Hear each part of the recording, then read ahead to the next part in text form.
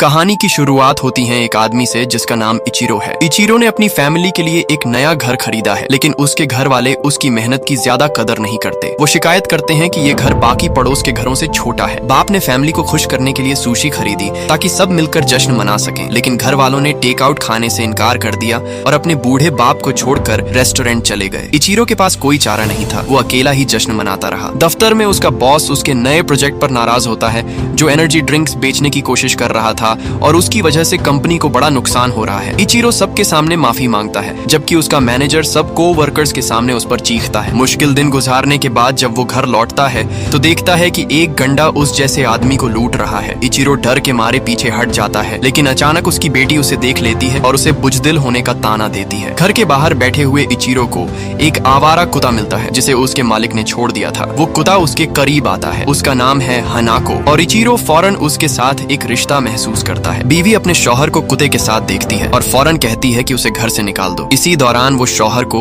उसकी medical examination की report देती है जिसमें मजीद टेस्ट करवाने की हिदायत दी गई होती है। इचिरो को डॉक्टर से एक भयानक खबर मिलती है। डॉक्टर उसे बताता है कि उसे स्टेज 4 कैंसर है और वो सिर्फ 3 माह जिंदा रहेगा। वो बीवी को फोन करके ये खबर देना चाहता है, लेकिन वो कॉल नहीं उठाती। इचिरो अपनी बेटी को भी कॉल करता है, लेकिन वो भी नजरअंदाज कर देती है। खाने के वक्त जब वो अपनी फैमिली को अपनी बीमारी के बारे में बताना चाहता है तो सब अपने आप में मसरूफ रहते हैं और उल्टा हर छोटी बात पर उसे ही इल्जाम देते रहते हैं। बीवी शौहर से कहती है कि कुत्ते को घर से निकाल दो, लेकिन अपने शौहर की आंखों में छुपी अजियत को बिल्कुल नजरअंदाज कर देती है। इचिरो अपने पालतू जानवर को गली में ले जाता है और सोचता है कि क्या उसकी फैमिली उसकी मौत पर आंसू बहाएगी। वो हनाको से माफी मांगकर उसे छोड़ने की कोशिश करता है, लेकिन वो हर जगह उसके पीछे पीछे आती है। आखिरकार इचिरो को एहसास होता है कि हनाको ही दुनिया में वाहिद चीज है जो उसकी परवाह करती है और वो बार बार उससे माफी मांगता है। पार्क में उसे एक और आदमी हीरो नजर आता है जो सोचों में घूम बैठा होता है। उसी वक्त दोनों ऊपर देखते हैं तो एक तेज रोशनी उनकी तरफ आती है। एक चीज उन पर बिजली की रफ्तार से गिरती है और इचिरो बेहोश हो जाता है, जबकि अजीब मखलूकन उसे घेरे लेती है और हनाको लगातार भौंकती रहती है। सुबह जब वो जागता है तो देखता है कि हनाको उसके साथ है और हैरत अंगेज तौर पर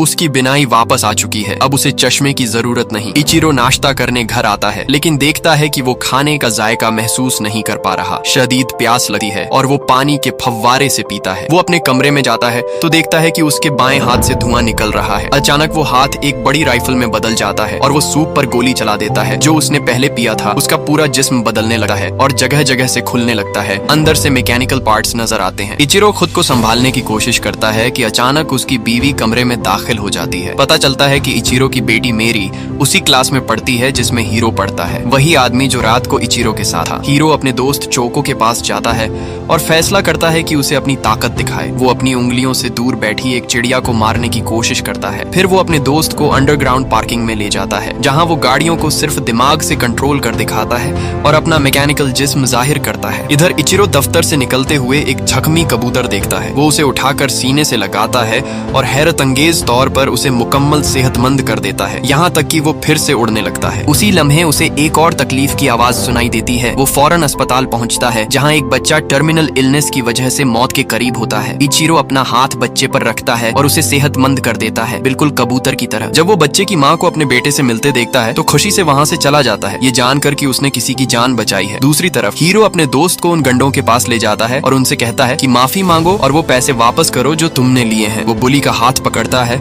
और उसे इतनी तकलीफ देता है कि वो फौरन मान जाता है। हीरो अपनी उंगली उस शख्स की तरफ करता है और जैसे ही गोली मारने लगता है चोको उसे रोक लेता है और कहता है बस करो। उसी बहादुरी को देखकर एक लड़की शियोन उसकी तरफ मुतज्जिब होती है और हॉलवे में उसे अपने जज्बात का इजहार करती है। हीरो उसका शुक्रिया अदा करता है और मुस्कुराते हुए वहाँ से चला जाता है। हमें पता चलता है कि हीरो की माँ तलाक याफ्ता है क्योंकि उसके शौहर ने उसे छोड़कर दूसरी औरत से शादी कर ली थी। शौहर की बेवफाई के बावजूद वो अब भी उसकी सेहत की फिक्र करती है और चाहती है कि हीरो अपने वालिद के साथ वक्त गुजारे। हीरो अपने वालिद के घर जाता है और उनके साथ खाने पर बैठता है, लेकिन उनकी खुशी को देखकर उसके दिल में गुस्सा भर जाता है क्योंकि वो समझता है कि ये खुशी उसकी माँ से छीन ली गई। जब वो अपने सुतैले भाई के साथ खेल रहा होता है तो अचानक अपनी उंगली वालिद के खानदान की तरफ करता है और गोली मारने का सोचता है, लेकिन आखिरकार रुक जाता है क्योंकि उसे एहसास होता है कि वो अब भी अपने वालिद से मोहब्बत करता है। हीरो अकेला घर लौटता है और अर्द गिर्द के घरों से आती खुशी की आवाजें सुनता है। वो एक घर में घुस जाता है और अंदर मौजूद सबको गोली मारकर कत्ल कर देता है। इस दौरान इचिरो अस्पताल में लोगों को बचा रहा